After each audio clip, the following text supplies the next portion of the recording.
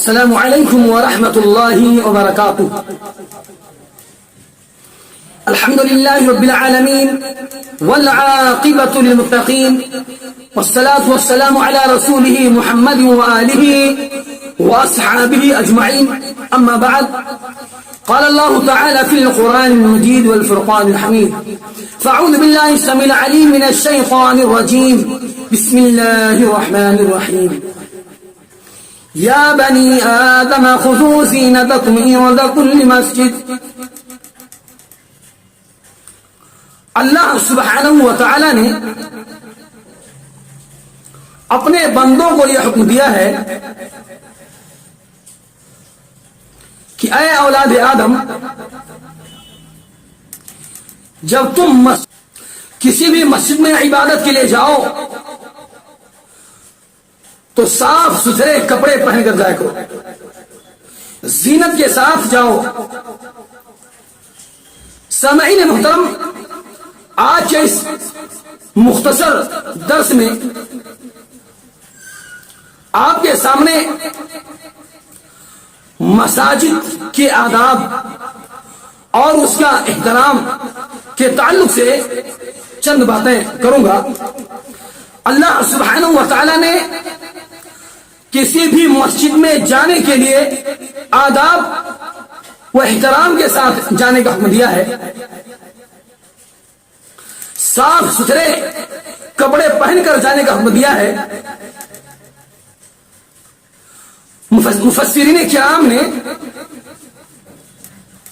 لکھا ہے کہ مشرکین عرب وہ ننگے ہو کر طواف کیا کرتے،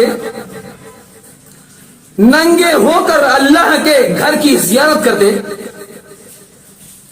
تو اللہ سبحانہ و تعالی نے اس کو سختی سے روک دیا. فرمایا کہ جب تم کسی بھی مسجد میں جاؤ نماز ادا کرنے کے لیے تو صاف ستھرے کپڑے میں جایا کرو. مشرکین کہتے تھے کہ جو کپڑے ہم پہنتے ہیں ہم ان کپڑوں میں کیسے طواف کریں، اس لیے وہ ننگے ہو کر طواف کرتے ہیں.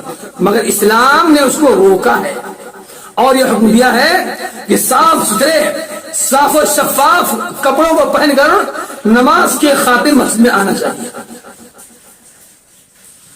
اللہ کے حبیب جناب محمد رسول اللہ صلی اللہ علیہ وسلم نے یہ تاکیدی حکم دیا ہے کہ جب تم مسجد میں آؤ تو کچی پیاز اور لہسن کھا کر کے نہ ہو، اس سے ملائکہ کو اذیت پہنچتی ہے اور مقتدیوں کو تکلیف ہوتی ہے. مسجد میں آنے والا ہر وہ شخص اللہ کا مہمان ہوتا ہے. اگر ہماری وجود سے، ہماری ذات سے اللہ کے کسی مہمان کو تکلیف پہنچتی ہے تو بتائیے ہم کتنے بڑے گنہگار ثابت ہوں گے.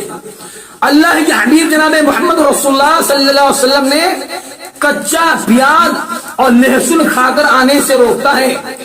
آئیے دیکھتے ہیں کہ ہمارے معاشرے میں، ہمارے سماج میں، سوسائٹی میں کتنے ایسے لوگ ہیں جو بیڑی، سگریٹ، گٹکا، تمباکو کھا کر کے مسجد میں آتے ہیں اور ستم در ستم یہ کہ مسجد کے وضو خانے میں تھوکتے ہیں، حیا نہیں آتی ہے. اگر آپ ان کے بغل میں کھڑے ہو جاؤ تو آپ ان کے منہ کی بدبو سے پریشان ہو جائیں گے. ان کے کپڑوں سے تمباکو کی بو آتی ہے، بیڑی سگریٹ کی بو آتی ہے، آپ پریشان ہو جائیں گے. اسی لیے اللہ کے حبیب جناب محمد رسول اللہ صلی اللہ علیہ وسلم نے روکا ہے. اللہ کے ملائکہ کو اذیت ہوتی ہے. فجر کی نماز میں آنے والے شخص کے لیے ضروری ہے کہ وہ اپنے منہ کو صاف ستھرا منجن برش کر لے، مسواک کر لے، تب وہ آئے. اور باسی منہ لے کے چلے آتے مسجد میں جمائی لیتے ہیں تو ان کے منہ کھلنے سے اللہ کے بندوں کو، اللہ کے مہمانوں کو تکلیف ہوتی ہے. یہ المیہ ہے ہمارے معاشرے کا، سماج کا. اللہ کے حبیب جناب محمد رسول اللہ صلی اللہ علیہ وسلم نے فرمایا: احب البلاد الى اللہ مساجدها. کس روئے زمین پر، اس دھرتی کے اوپر، آسمان کے نیچے اللہ سبحانہ و تعالیٰ کو سب سے زیادہ पसंदीदा जगह अल्लाह का घर है और अल्लाह सुब्हानहू व तआला की निगाह में सबसे मबगूद, सबसे ज्यादा नापसंदीदा जगह वो बाजार है। लिहाजा मस्जिद में जो शख्स आता है जिक्र अस्कार, तिलावत, रुकू सुजूद ऐसे ही जिक्र अस्कार में लगा रहता है, उसको अपनी आवाज से, अपने वजूद से तकलीफ ना दें। हमारे कितने के भाई हैं जो मस्जिद में आके जोर जोर से बातचीत करते हैं और जो है लोगों को इबादत में उनके खलल डालते हैं, उनको अज़ियत पहुंचाते हैं। अल्लाह के हबीब जनाब मोहम्मद रसूलुल्लाह सल्लल्लाहु अलैहि वसल्लम ने रोका है। जनाब लुकमान हकीम ने अपने बेटे को जहां नसीहत किया वहां पर एक नसीहत ये भी थी, वग़दुद मिन सौतिक इन्ना अनकरल अस्वाति लसौतुल हमीर। क्या मेरे बेटे अपनी आवाज को पस्त रखो और सबसे ज्यादा नापसंदीदा आवाज अल्लाह सुब्हानहू व तआला को जो है वो गधे की आवाज है। आज हमारी मस्जिदों में खुतबा चीखते हैं, चिल्लाते हैं, इस कदर चिल्लाते हैं कि कान के पर्दे फट जाएं। लिहाजा ऐसे लोगों को अपनी हरकतों से, अपनी आदतों से बाज आनी चाहिए। पैगंबर इस्लाम जनाब मोहम्मद रसूलुल्लाह सल्लल्लाहु अलैहि वसल्लम मस्जिद नबवी में एतकाफ की हालत में थे। कुछ सहाबा बुलंद आवाज से, ऊंची आवाज से तिलावत कर रहे थे। अल्लाह के हबीब जनाब मोहम्मद रसूलुल्लाह सल्लल्लाहु अलैहि वसल्लम ने पर्दा हटा के उनको रोका। क्या फरमाया? क्या है अल्लाह के बंदो, अपनी आवाज को कम करो और यहाँ पर हर शख्स रब्बे करीम से मुनाजात कर रहा होता है, लिहाजा आवाज को पस्त करो। आपने मुशाहिदा किया होगा कि जमात खड़ी होती है, लोगों की मोबाइलें बजती हैं, हालत नमाज में गाने का टून जो है सुनाई देता है। इमाम को किस कदर तशवीश होती है कि इमाम तिलावत नहीं कर पाता। तो इस तरह से बचना चाहिए। कुछ लोग ये समझते हैं कि अगर हालत नमाज में हमने मोबाइल के रिंग को बंद किया तो कहीं ऐसा ना हो मेरी नमाज बातिल हो जाए। नहीं, नमाज बातिल नहीं होगी, बल्कि निकाल के आवाज को बंद कर दिया जाए। अल्लाह के हबीब जनाब मोहम्मद रसूलुल्लाह सल्लल्लाहु अलैहि वसल्लम नमाज की हालत में थे और जिब्रील अलैहिस्सलाम आए। कहा अल्लाह के नबी सल्लल्लाहु अलैहि वसल्लम आपके जूते में गंदगी लगी है, निकाल दीजिए। तो जनाब मोहम्मद रसूलुल्लाह सल्लल्लाहु अलैहि वसल्लम ने जूते को निकाल के साइड में कर दिया। सहाबा ने देखा, उन्होंने भी अपने जूतों को निकाल दिया। सलाम फेरने के बाद पैगंबर इस्लाम जनाब मोहम्मद रसूलुल्लाह सल्लल्लाहु अलैहि वसल्लम ने फरमाया, क्या है मेरे सहाबा, जिब्रील मेरे पास आए थे, जूते निकालने का मुझको इशारा किया, मैंने निकाल दिया, तुम लोगों ने क्यों निकाल दिया? सहाबा निकाला कि नबी हमने आपको देखा निकालते हुए तो हमने भी निकाल दिया। इस कदर इत्तिबा करते थे। मस्जिद में आए, नारमा खुशबू लगा के आए, अपने वजूद से, अपनी जात से किसी को तकलीफ ना पहुंचाए। अल्लाह के हबीब जनाब मोहम्मद रसूलुल्लाह सल्लल्लाहु अलैहि वसल्लम एक बार एक सहाबी को देखा आपने, वो जो है हाथों में तीर लेके मस्जिद से गुजर रहे थे और नोकीला जो वादे था, आपने फरमाया कि ऐ मेरे सहाबी इस नोकीले तीर को तुम पकड़ लो, कहीं ऐसा ना हो किसी को चुभ जाए, किसी को तकलीफ दे जाए। सहाबी ने फौरन मान लिया, उसको पकड़ लिया। उस नोकीले जगह पर ये अल्लाह के हबीब जनाब मोहम्मद रसूलुल्लाह सल्लल्लाहु अलैहि वसल्लम ने तालीम दिया।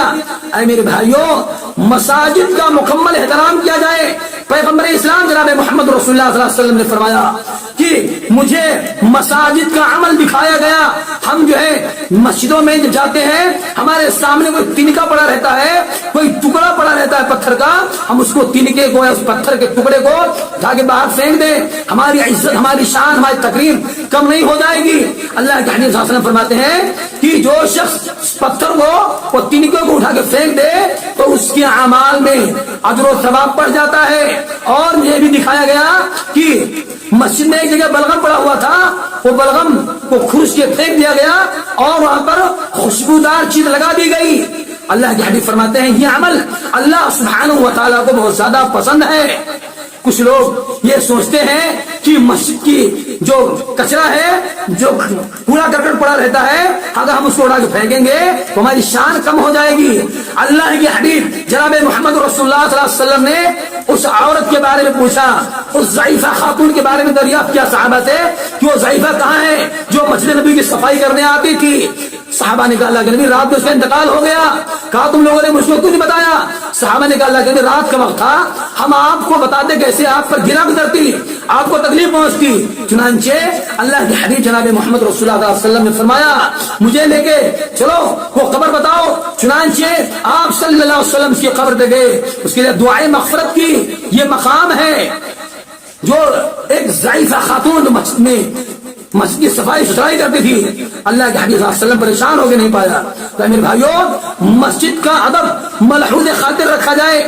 مسجد کے اندر بلند آواز سے گفتگو نہ کی جائے. مسجد کے اندر شور شرابہ نہ کیا جائے. مسجد کے اندر سیاسی باتوں سے گریز کیا جائے. مسجد کے اندر مزار نہیں ہونا چاہیے. مسجد سے اخلاق کا نور پھوٹتا ہے. مسجد کے اندر سے یقین کا نور پھوٹتا ہے. مسجد کے اندر ایمان میں تازگی پیدا ہوتی ہے. مسجد میں جہاں اللہ کا ذکر و خیر ہوتا ہے, اللہ تبارک و تعالیٰ کی بڑائی بیان کی جاتی ہے, اللہ سبحانہ و تعالیٰ کو راضی کرنے والے اعمال کیے جاتے ہیں, مسجد سے بہت ساری ظلمتیں ختم ہوتی ہیں, روشنی آتی ہے. اس لیے میرے بھائیوں مساجد کا خاص اہتمام کیا جائے.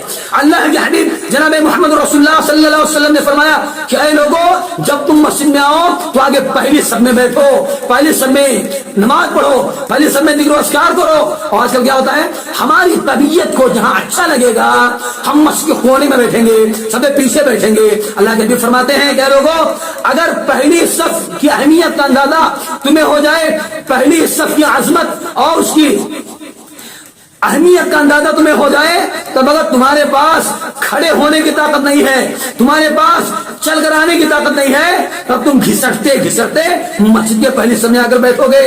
اور آج لوگوں نے اس کو جو ہے اپنی طبیعت پر منحصر کیا ہے, جہاں اچھا لگے گا وہاں بیٹھیں گے. خطیب ہر جمعہ کو سمجھاتا ہے کہ پہلی صف میں آؤ, پہلی صف میں آؤ, مگر لوگ جو ہے نہیں سمجھتے ہیں. اللہ کے حبیب جناب محمد رسول اللہ صلی اللہ علیہ وسلم نے فرمایا کہ پہلی صف میں بیٹھنے والوں پر اللہ سبحانہ و تعالیٰ اور اس کے ملائکہ رحمت کی دعائیں کرتے ہیں.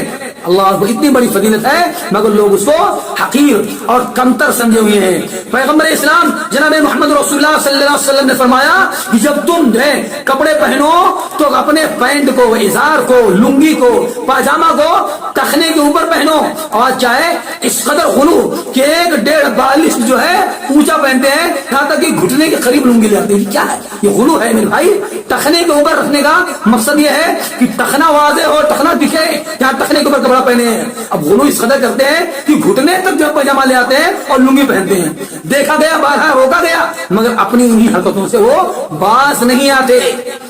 اللہ کے حبیب جناب محمد رسول اللہ صلی اللہ علیہ وسلم کی جو تعلیمات ہیں مساجد کے آداب کے تعلق سے, ہم سب کو اس میں عمل کرنا چاہیے. میرے بھائیوں, میرے دوستوں, ہمیں ضرورت ہے ہم مسجد کا احترام کریں, مسجد کے تقدس کو پامال نہ کریں, اور ذکر و اذکار زیادہ زیادہ کریں. رب کی تلاوت, قرآن کریم کی تلاوت کریں, اور اللہ سبحانہ و تعالیٰ کو راضی خوش کرنے کے لیے ذکر و اذکار کریں جس سے اللہ تعالیٰ راضی خوش ہو. لیکن مسجد کے اندر کسی قسم کی سیاسی باتیں نہ کی جائیں. مسجد کے اندر لوگوں سے, مقتدیوں سے ووٹ نہ مانگا جائے. مسجد کے اندر اور دیگر باتوں سے بچا جائے. مساجد وَأَنَّ الْمَسَاجِدَ لِلَّهِ فَلَا تَدْعُوا مَعَ اللَّهِ أَحَدًا, مسجدیں اللہ کے لیے خاص ہیں, اللہ کے سوا کسی اور کو نہ پکارا جائے. اور جو ہے مسجد میں کسی گمشدہ چیز کا اعلان نہ کیا جائے, مسجد میں خرید و فروخت نہ کیا جائے. اللہ کے حبیب جناب محمد رسول اللہ صلی اللہ علیہ وسلم نے فرمایا ہے کہ تیرے کاروبار میں اللہ برکت نہ دے, تیری گمشدہ چیز کو اللہ واپس نہ لائے. مساجد ان کاموں کے لیے نہیں ہے, صرف اللہ سبحانہ و تعالیٰ کی عبادت کے لیے ہے. لہذا ضرورت ہے ہم مسجد کی اہمیت کو سمجھیں, اس کی تعظیم و تکریم کریں, اور ایسی کوئی بات نہ کریں جس سے ہمارے اعمال کم ہو جائے, ہمارے اجر و ثواب میں کمی واقع ہو جائے. لہذا انہی باتوں پر اپنی چند باتوں کو ختم کرتا ہوں. اللہ سبحانہ و تعالیٰ سے دعا ہے کہ اے رب کریم ہم مسلمانوں کو مساجد کا احترام, اس کی تعلیم, اس کی تکریم کرنے کی توفیق عطا فرمائے. مساجد کو آباد کرنے والا بنائے, 5 وقتہ با جماعت کے ساتھ نماز کا اہتمام کرنے والا بنائے. اے رب قدیر ہم سب کے گناہوں کو معاف فرما. آمین. وآخر دعوانا الحمدللہ رب العالمین, والسلام علیکم ورحمۃ اللہ وبرکاتہ.